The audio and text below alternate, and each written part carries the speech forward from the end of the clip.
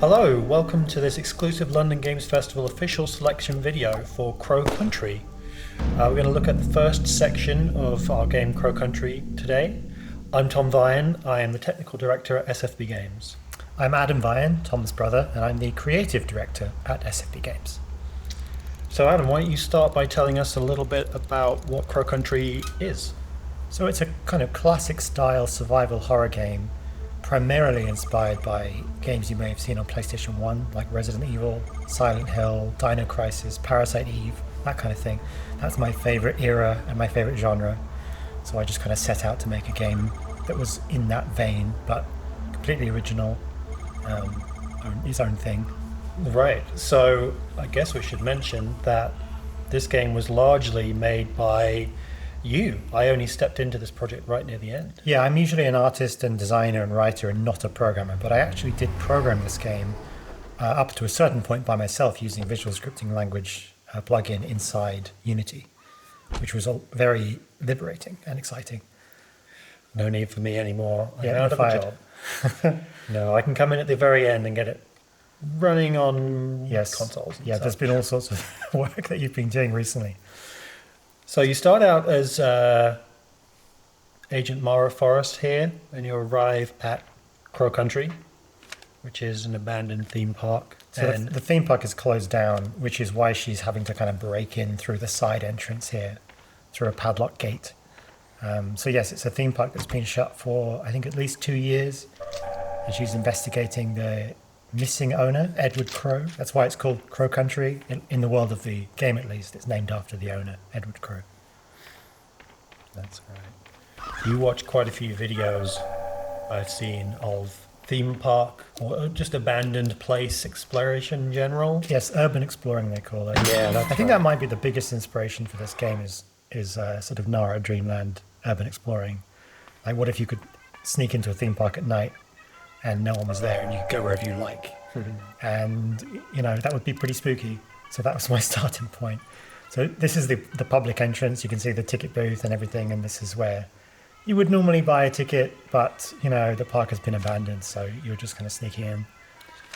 The look of the thing is clearly inspired by those PlayStation graphics, but it's whereas the background that looked similar to this would have been completely static on the original PlayStation. Here they're rendered in full 3D.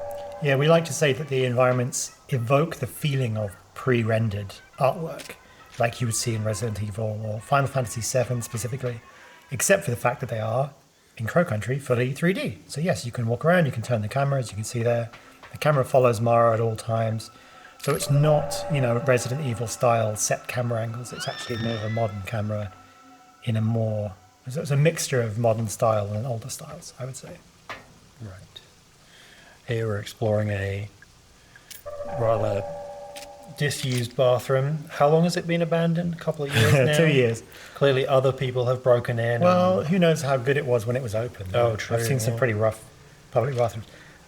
Every horror game has to have like a toilet area early on. It's just what you do. It's the rule. I think so. Yeah, that's what I've done. Filling my obligation to the genre. So she's picking up handgun ammo. There's lots of stuff to find in the environments. Ammo, health kits, story files, like everything. You're encouraged to explore and investigate as much as you can. And just a lot of world building details where Mara will just tell you about something or... Yeah, it's a very detailed world. This kind of encourages like in-depth exploration, and there's lots of little details hidden around the world that are telling the story kind of quietly. You can smash bottles and crates. You have to spend a handgun bullet to do it, but you get an item in return. Here she's talking to the fortune-telling machine, which is actually a hint system. So you spend a credit there and she gets a hint telling her what the next kind of puzzle is in the sequence. So you can use that any time to help you out. And you only get 10 of them, is that right? 10 in the whole game, and there's no way to replenish it. So you should only use them if you are stuck. And it will just point you in the right direction, basically. So here's some locked doors. In sort of typical Metroidvania style, you pass through hub areas early on that have locked doors that you need to return to later. So this is a kind of central Crow Country hub, if you like.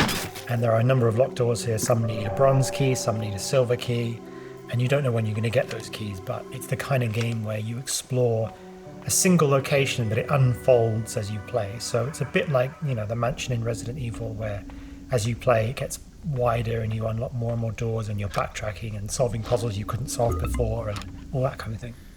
You've told me before you're a really big fan of games that have a really definite sense of place and just develop a single location over the course of a game. Yeah, I actually think sense of place is the single most important thing, whether or not I'm going to like a game. I think it's so important to kind of get a location that matters and means something and that feels a certain way. And when I say matters, I mean both in the kind of story sense and in the gameplay mechanical sense. So Crow Country is quite literally about Crow Country. You spend the entire game, more or less, inside the theme park, exploring the extent of it. And there's a lot to see, but it's a single location. So you're kind of, as you play, you learn more about how to navigate the world. But yeah, I would say that it has quite a good atmosphere. It's kind of gloomy and somber and mysterious, with little touches of humour here and there. So there's Mara. She's unable to solve a puzzle there because she doesn't have a code for that keypad, and she didn't brute force it by accident. So moving on. Mm-hmm. And here is the first NPC that you meet in the game, Arthur Mole, who is injured. Something attacked him and he's out for the count. He can't move his leg very much, so he's in need of some help. And you're going to be nice and help him out. And you actually have to spend a healing item here to heal him, or at least to bandage his leg. So it's kind of interesting that you have to give up some of your resources to be nice, which I don't think I've seen too often in these kinds of games, but it makes sense because it's all about resource management. And there's a funny bit where, well, as you saw in that menu, you can choose whether to give him a small medkit or a large medkit. And I've seen people play the game and they sort of worry over whether or not they're going to be judged for one or the other. Well, remains to be seen, but you get the idea. Yeah, who knows if there's a hidden morality system at play. Well, who knows? Not me. There was another locked door there. Oh, she stepped in a bear trap, so you've got to watch out for traps. At this point in the game early on, there's not too many traps, but I will say the game gets more treacherous as you go through, and eventually there's all kinds of dangers you've got to worry about. Alright, so it looks like we've got potentially the solution to this first puzzle that we've encountered here. Nope, I typed it in wrong. Let's try that again. So yeah, you move Arthur out of the way, and it turns out he was sitting on a piece of paper with the code. And then you end up with this new interface, which is a phrase-making, sort of sentence-making interface. The idea is you have to say a phrase out loud to this fairy, and if you say the correct phrase, it might respond, and then something might happen, but you don't know what the correct phrase is. So it's an equivalent to a keypad, but it's, a little bit different. And then back here is something that I always wanted to include, which is an unfinished area of the theme park, which is something that you quite often see if you go to a big theme park. There'll be a big partition and it'll say, coming soon, we're working hard building something. But here it's a theme park that has been shut down. So it's an area that they didn't finish and now they will never finish. So it has a kind of sense of sadness to it. And it's easier to make than a finished one, obviously. So I never had to make Cosmic Future, but you can imagine what it might look like. So I noticed you're picking up a lot of rubbish at the moment. Yeah, so the trash cans, as we call them, have a little kind of internal algorithm where once you open them, they decide what resources you might be in need of. And if you're direly in need of medkits or handgun ammo, they usually supply them. But if you're not in need of anything, you just pick up an apple core or a banana skin or something, or an old drinks can, as you actually would in a trash can. So this is the first combat instance. This layer is kind of emerging from the darkness. By this point, the player should have a good amount of ammo, so you won't fight back. Probably still a couple of medkits. Yeah, one or two at least. There's several to pick up. So I scraped by. So she's on caution there. You've got your plastic heart monitor, health bar, and she used a medkit back up to full for now, at least. So here's an example of an item that just exists for storytelling. It's not a puzzle, but it is something that references the story and will teach you about the world and characters, which end up mattering more as you go through.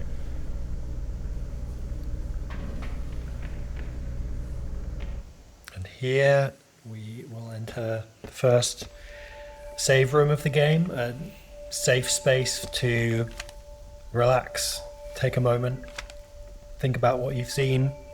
Yeah, breathe out, decompress, as it were. Survival horror games usually have something like this, where you've got a room where you can save your game, and you're not going to be attacked, and you've got items and resources and things you can do. And it has its own music, which is designed to be kind of relaxing. And in this game, the save points are fires. So Mara basically stares into the fire and reflects on her journey so far, and that's what enables her to save. And in this instance, it's a fireplace. But as you play through the game, you'll find out that actually every single save room has a different source of fire. So you've got to be on the lookout for things that are fires, and they're all completely different from each other. Another keypad here. No clue what it might be. No one knows that one. And here, because that's the video game rule, if there's a big chair, you've got to let the player sit on it. So Mara's just sitting down just for fun and having a little rest. Petting dogs and sitting in chairs. You That's can the sit rule. on the couch in Crow Country. Yeah, that is the rule. Huh? So you can kick these vending machines, and a bit like the trash cans, they'll hand out supplies if you are in need of them sometimes, or nothing will happen at all. So now we've got information regarding that fairy puzzle, so we're backtracking. Oh my god, it's something resembling a jump scare with the spiders in the vent, and I take 2 shots at them and decide it's not worth the trouble, and I just leave. Too small.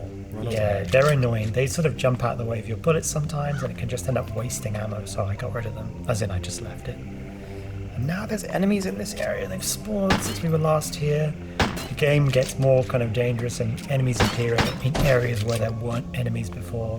So you've always got to be on your guard, on your toes. This one is kind of big, and the bigger they are, the more health they have, so I decided to use a grenade, which kills him straight away.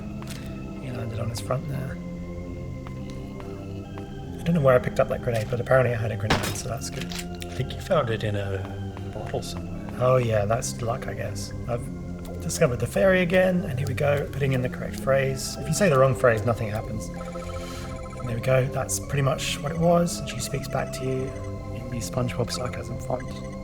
And then you're in.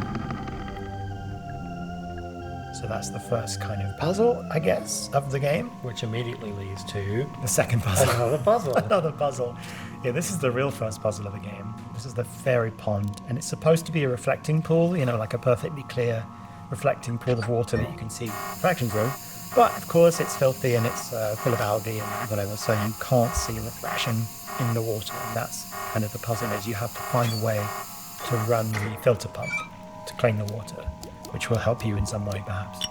And if you get it wrong, it releases poison gas, as with all filter pumps on all ponds. Yeah, It's well, I just wrote how a it reason why works. that happens, but yes. So she had to use an antidote there to heal the poison. And now I'm looking around. So yes, spoilers for the first puzzle. You tighten the valve over here, and it will raise the pressure. And if you pull the lever when it's in that correct pressure zone in the middle of the 2 red zones, it'll work. It'll clean the water, which happens. There we go. And now it's actually a reflecting pool, and the first puzzle is coming to a close. I spotted the target being reflected in the water, and there it is. And the fairy pops up with a bronze key. So this is one of the sort of main inventory items in the game, which obviously they're not all keys, but some of them do function as keys, where they'll unlock new areas and allow you to interact with new puzzles as well. That door moved up by its own. And most keys tend to open more than one location. Yeah, pretty much. So every time you get a new inventory item, it's always a case of like, okay, what can I do now? Where can I go back to now? What have I not done that I need to do? So with the bronze key, there's actually 3 things you can immediately do. 3 doors you can unlock with it. And one of them will lead to a new save room, one of them leads to an optional puzzle that you can't complete yet, and one of them leads to the next part of the game. So the world's your oyster at this point. And now we're running back to the main area. And there's something here that wasn't here before, some hideous being that I've decided not to try and kill because he's too big. I'm running away. And you use up that grenade earlier. Yeah, maybe I shouldn't have wasted it. He's so big. I'm scared I'm going to miss him. I'm just going to open the door and leave. Come on. Okay, got it. All right. Thanks everyone for watching this first section of Crow Country with us. And thanks to London Games Festival for including us in their official selection. The game will be out on May 9th, but there's already a free demo on Steam and PS5, so check it out there and wishlist when you do. Thanks again for taking a look. Thanks, everyone.